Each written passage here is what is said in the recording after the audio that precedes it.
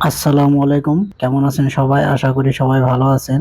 যেদিন আমি মালয়েশিয়াতে প্রথম গাড়ি ক্রয় করলাম, সেই প্রথম দিনের ঘটনা। তো আমি গাড়িতে উঠে তো গাড়িটা দেখতেছিলাম, ফার্স্ট টাইম আমার গাড়িতে ওঠার মুহূর্ত।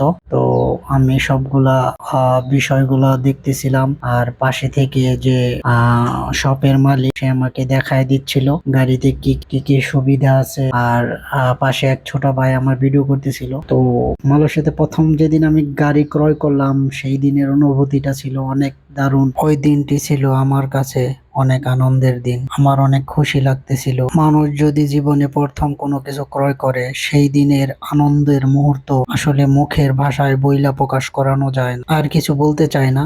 আমার ভিডিওটি যদি ভালো লাগে, আপনারা আমাকে একটি লাইক, একটি কমেন্ট এবং শেয়ার করে পাশে থাকবেন। আশা করি সামনে আরো ভালো ভালো ভিডিও আপনাদের উপহার দিব ইনশাআল্লাহ।